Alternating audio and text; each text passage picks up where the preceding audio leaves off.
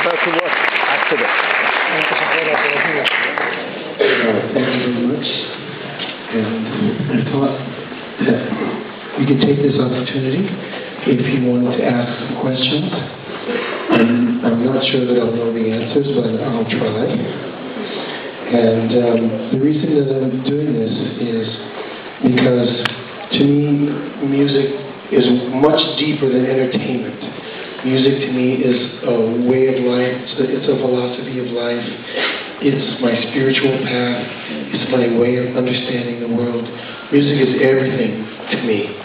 And so playing it is wonderful, I love to play it, but I also love to sort of talk about the experience and sort of the purpose behind it as well.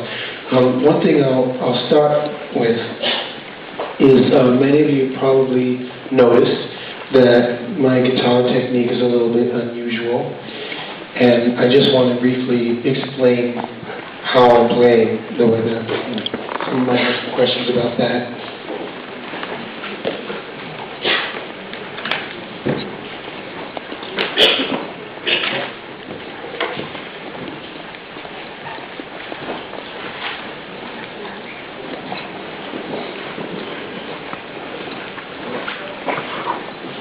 With conventional guitar techniques, if you want to play just one note, you need to use two hands. You use one hand to select what note you're going to play, and then another hand to create the energy to start the note. So I worked out this technique that I call the touch technique, and what I do is I tap the strings against the neck, and when they hit these metal bars, the frets, the impact creates the vibration. So with one finger, I can select the note and energize the note. So I can play the guitar with just one hand. That's my left hand, or with my right hand, or with both hands together.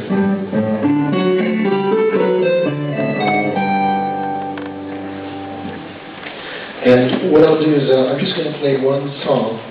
This is a piano piece by J.S. Bach, and this is a good demonstration of the independence of the two hands, because I was influenced by piano. Piano was my first instrument. So I'm going to play this song, and then we're going to take questions, whatever you want to ask.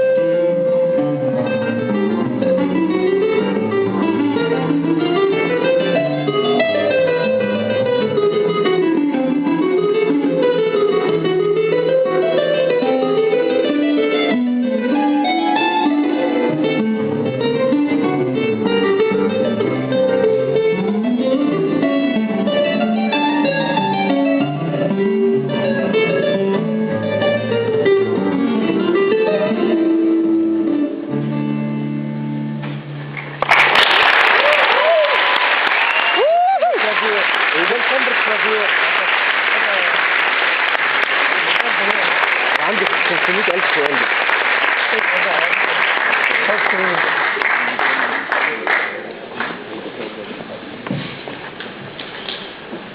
questions? You have a question here? Did you face any setbacks during your musical career? Did I spend bucks during the Sorry. Did you face any setbacks with your Oh, did I face any setbacks? Yeah. Were people welcoming you, or was they embracing you with your style of playing, or rejecting you? I've had, by and large, I've had overwhelming acceptance, and I feel very blessed about that. I've had a few doubts and some resistance along the way, and maybe more than I'm willing to admit. I like to think positively, so sometimes I don't remember the bad things, and maybe someday somebody will say, okay, we're going to write a book about you, and you have to tell your whole story. And then I'll have to go back over that stuff, and I'll be like, man, I forgot about all those problems. But I think that, in a way, the problems can, if we approach it in the right way, they can make us stronger. Like when I was first doing my technique, most of the people said, oh, that's really interesting. Yeah, that's different. That's cool. But then some people got really scared, and they got really upset. And they said, don't do it. You have talent. Don't throw your career away. Don't go down this blind alley. It'll never amount to anything. But I knew that I had music inside me that I couldn't express with conventional techniques. So I knew that I had to find a way. And so going through that experience and developing this was more than just a guitar technique for me. It was also a lesson in life, because I realized that sometimes the things that we think are impossible are only things that haven't been done yet. And sometimes it's just that's what's possible, that's just the frontier, that's just the new thing. Yes? You stated that you began with piano. How did you progress from piano to guitar? Yes, piano was my first instrument, and there was a time when I was about maybe, I think it was about 10, when my parents got divorced, and it was a really difficult time, and there was no money, and they had to sell the piano, and they didn't have access to a piano. And that was the time when I started playing guitar, because I guess guitar was cheaper than piano. And that's normal, it's like in any band, usually the piano player is the one with the bow tie, and his parents could afford the piano lesson, but seriously, it was not really a loss for me at the time, because I was getting interested in guitar, because a lot of the music I was discovering was rock and roll, R&B, blues. I was listening to people like B.B. King, Jimi Hendrix, and so I wanted to play guitar because of the music I was getting attracted to. Before that, I was a classical pianist, and I composed in a kind of a classical romantic style. And so after playing guitar for several years, I knew that guitar was my instrument.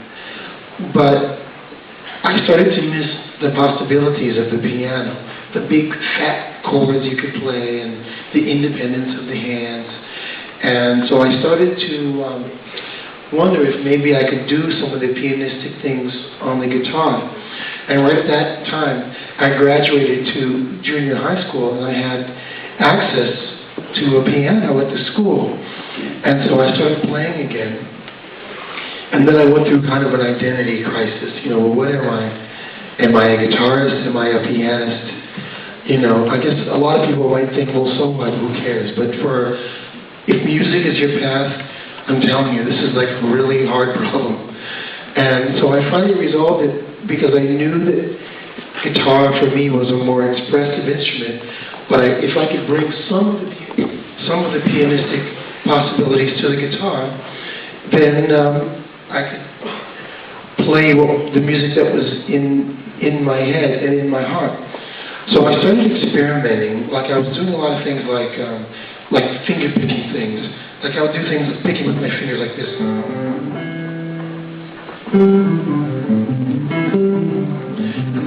to play another line.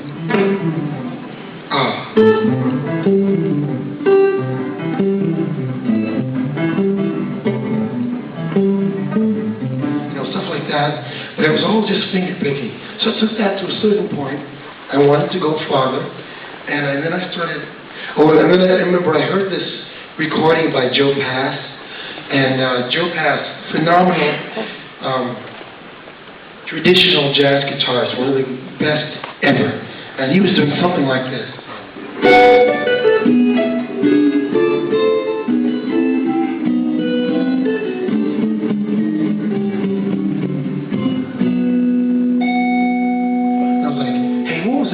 How did he get that high note at the end?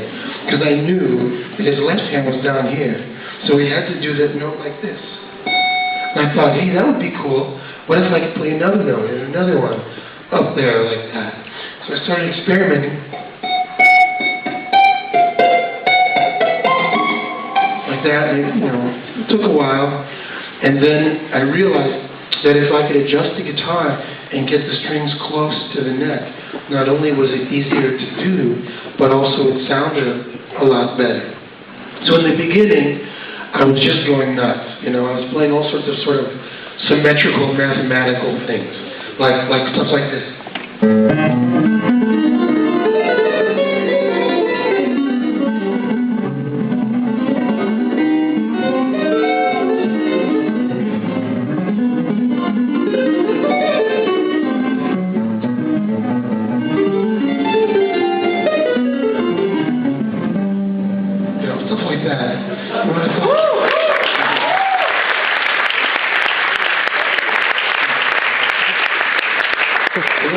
It's cool. I should learn to play a song. So the first song I attempted was "You Are the Sunshine of My Life" by Stevie Wonder. And so forth and so on. The rest is history, as they say. Yes, in the back there. Yes. Who are some of the most interesting musicians you've had the chance to play with? Wow, that would have to be a big list. Some of them are not that well known, but should be. Out in the San Francisco Bay Area, I had the pleasure of playing with somebody named John Parsons, who was playing with guitarist Calvin Keys at the time. And this was at this nightclub. We had a jam session. We just all got together to play songs we all know. And John Parsons came in. And the thing is like, that he had studied this book by Nicholas Leninsky, and the book is called The Thesaurus of Scales and Melodic Patterns. And this is sort of a cult book within the world of jazz,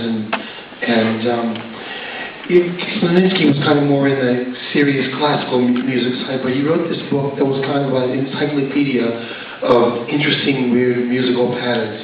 And a lot of jazz musicians, well, I wouldn't say a lot, but some jazz musicians really got into this book. John Coltrane was one who was said to have studied this book. And the thing is that this book changes your life because you never play the same after you study this book. And what happens is your playing becomes incredibly interesting, but nobody can figure out how to play with you. And I remember that there was another pianist who was just disgusted, like, oh, he's just playing all this complicated stuff, and he's just showing off. But I was so fascinated by the stuff that he was playing that it was intriguing for me just to try to keep up with him. And I think I had some moments when I actually did manage to keep up with him. I haven't kept up with him in many years, though. I don't know what John Parsons is doing, but maybe you can look him up on the internet. A phenomenal musician. Let's see, B.B. King is another great musician, although I haven't had the opportunity to play with him, but I've been kind of following him around, and sometimes I'll just show up at his gig, like, hi, I'm here again. And the bus, I don't even need a ticket because I just wait outside and the bus driver recognizes me. Oh, there he is. So I always get in. And basically what I'm doing is I'm trying to persuade him to play on my next album. And I think I'm almost there. You know, because he said he'll do it, but he said he just needs a little more time. So I'm hoping that this will happen, because he's one of my heroes in music. And one of the things that's great about B.B. King is that he doesn't have like a lot of chops in terms of being able to play super fast and all kinds of like, you know, out there scales and stuff like that. But his musical feeling is just so deep that he can say with one note what takes most guitars 4 notes to say. And this economy of expression is something that I aspire to. And I realize that it's not something that you can get just by sitting around and playing scales all day. You have to live. This comes from life experience. It's not purely a musical thing. This comes from your heart. And when he sings, and when he says, I've been around a while, and I know how to sing the blues, he really means it. It's really true. So that's another great one. I'll mention just one more musician that I've played with who I really like, and that is a guitarist in Spain. His name is Vicente Amigo, and he's a student of popular music. I'm glad that people know who he is, because he's a phenomenal musician, and it's not just his technique, but just the passion of his music, and is so brilliant. So that's 3 anyway. I feel that you don't leave piano. You still play piano and your guitar. I still play piano, and recently I've begun to use it almost every concert. For many years I didn't play piano because I was kind of afraid to use the piano, because I had years and years of training on the guitar, but not as much training on the piano, because starting when I was a kid I played a lot less. You still play piano and your guitar. What's that? Your technique. Yeah. You still play piano and your guitar. Well, you know, the way that I play... I feel that. What's that? I feel that you convert your guitar to piano. Guitar is kind of like playing piano. Like piano. And in fact, when I decided that I wanted to get serious again with the piano, it wasn't that hard, because all those years of playing like this on the guitar was like practicing the piano. And one important step that I made with this newest CD, State of Nature, is I started to use the piano. I think I played piano on maybe like 4 or 5 songs on the album. And 2 of the songs I played piano and guitar at the same time, like you saw. And this was a big step for me, because I was afraid to do the piano, you know, professionally. But it was necessary because of the concept of the album. Because remember, like I said, the album is about our connection to nature. And how did we get so separated from nature? What can we do to make our connection again with nature? And while I was working on the album, I was thinking about this, and I was using the music to help me to think about these questions. And one of the answers that I realized is that we're too much in our head. It's like we have this mental grid, and we think that reality is the grid that we create. And then we get upset when the reality out there doesn't fit our grid. Because we forget that our grid is actually an attempt to understand reality. But this is how we get separated from nature.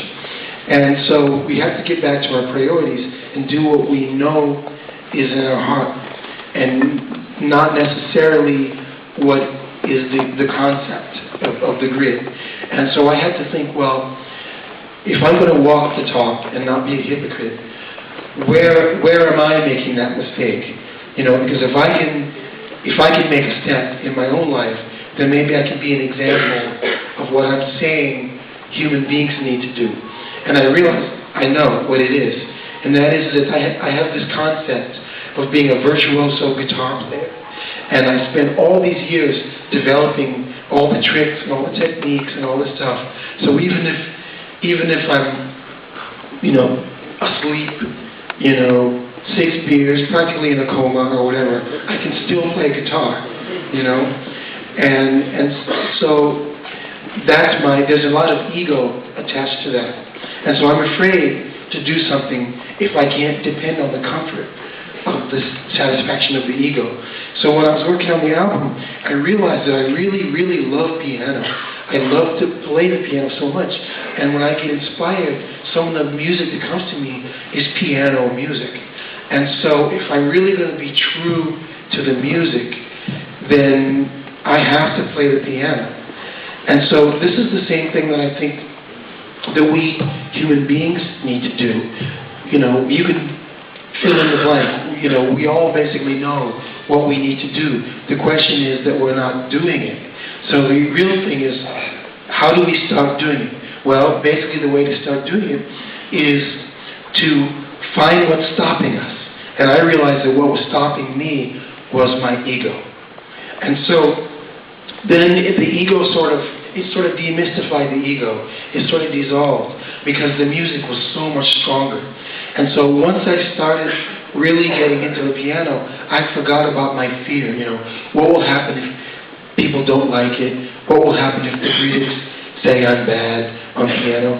I couldn't think about that anymore because I was just so involved in the music. So that's the answer. It's just making that first step. That's all we have to do, is make that first step. Whether it's living more green, whatever, having more peace in the world, whatever we need to do, we just have to make that first step, and then it will be like a momentum, and the whole thing will be, change will be easier than we think.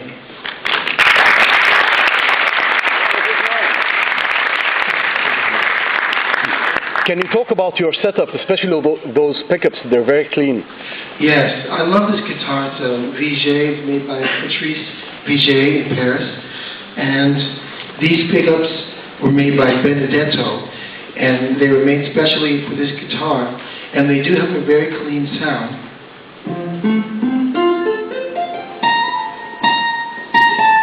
And there's another setting where it's even more clean.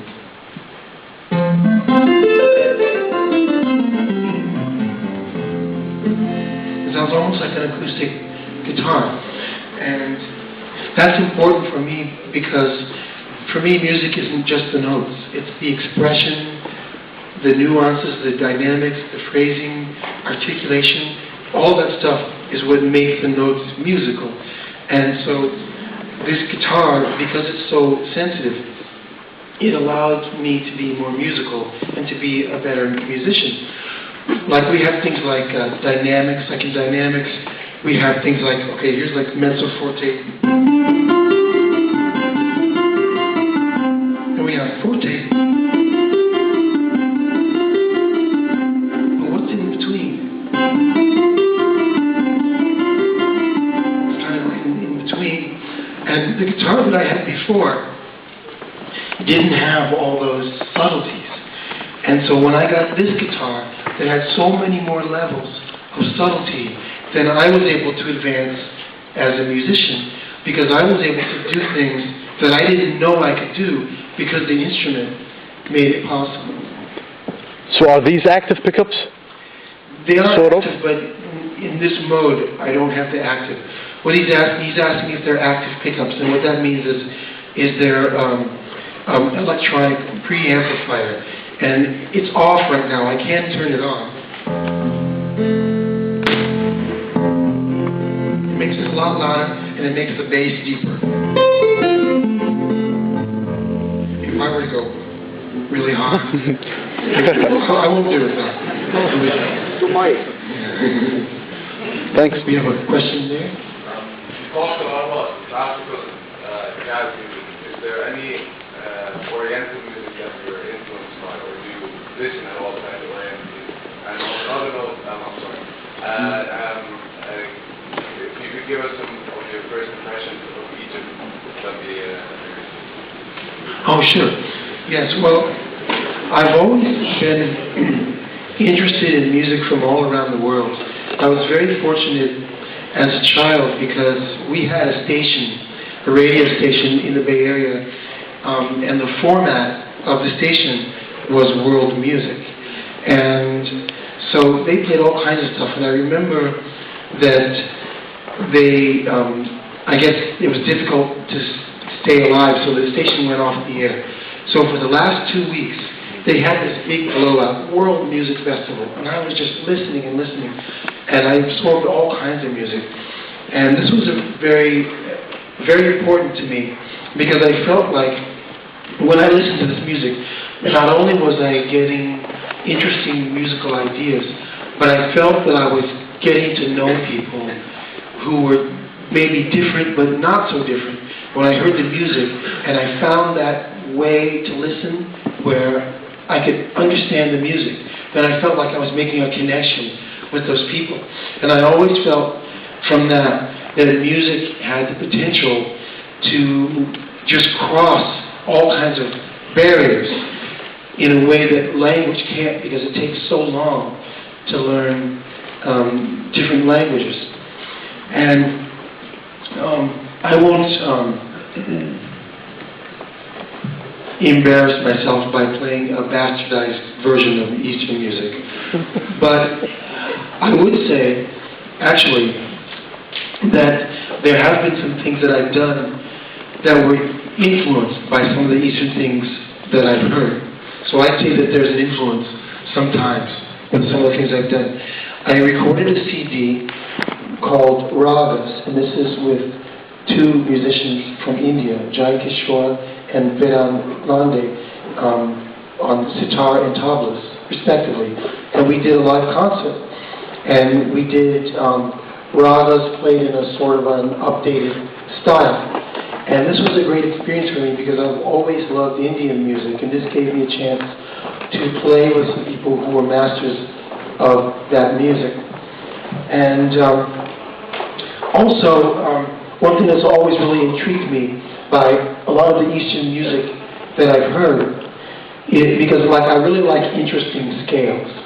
And a lot of the Eastern scales that I've heard have a combination of small intervals and big intervals together, right next to each other. And what I find is that is very expressive.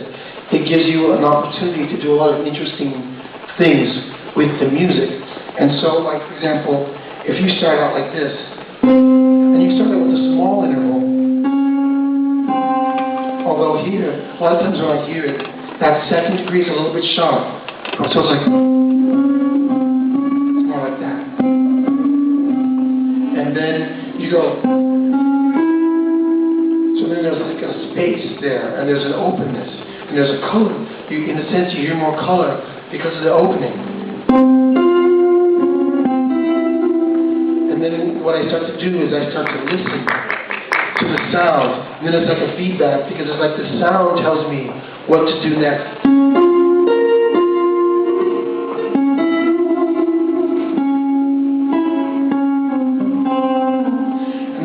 I notice that on the guitar, when I hold a note and I just hold that note steady, then I'm not getting the expression that the note needs. So I find that I have to shake the note, and I have to do what they call melismas and things like.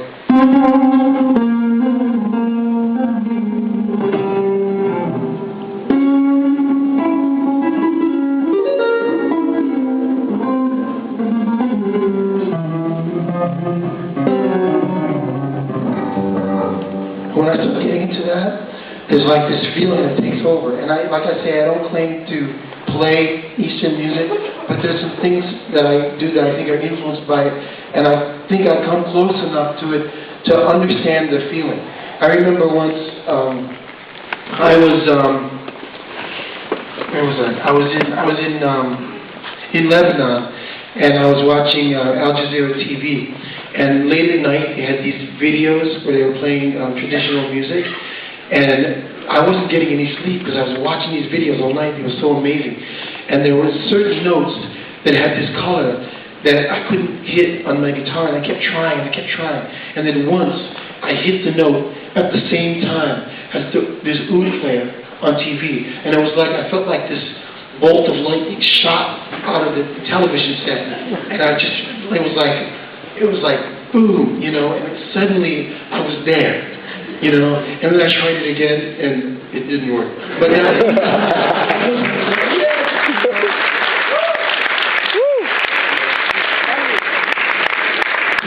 what I realized is it's definitely something I want to explore more, and I definitely understand that there's a lot of deep tradition, and it's going to take some work.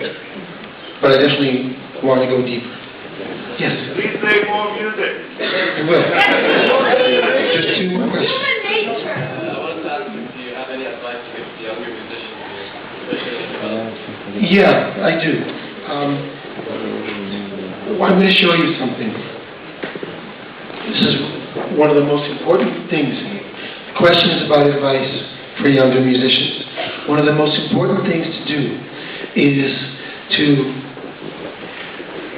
play stuff that is so easy that you never have to struggle with the music. If you ever find yourself struggling with the music, then something is wrong. And you stay with the easy stuff for a really, really long time. Because that way you let the music guide you. And gradually you start to make it more complex and more interesting. But you stay in the zone, in the sweet spot, where you feel not just the head, but also the heart. And it always stays connected. So I'm going to demonstrate that a little bit.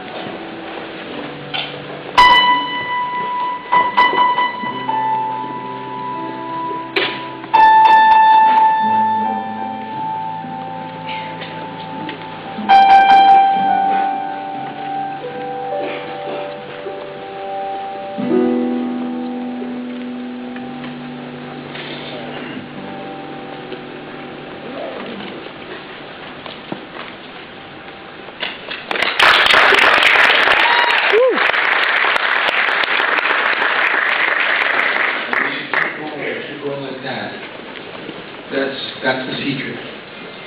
Okay, one more, and then we'll finish the concert. Yes? You plan to make your daughter a musician or? I didn't plan to make my daughter a musician. But actually, she was around music since she was born, pretty much. We played music while she was born. And she always had a love for music, but also saw that it's not easy dealing with the professional side of being a musician. And so she wasn't sure if she wanted to do music herself, but as the years went on, she started to realize that this was in her heart and that maybe it was something that she had to do. So I can say, too, that when we finish the second set, we're going to do a little meet and greet. We do have copies of State of Nature, and also Julia has a CD, Urban Legacy, and so we'd be happy to sign CDs. And it's also an opportunity, if you have any more questions or discuss some more things, we can always do that after the show. So thanks very much.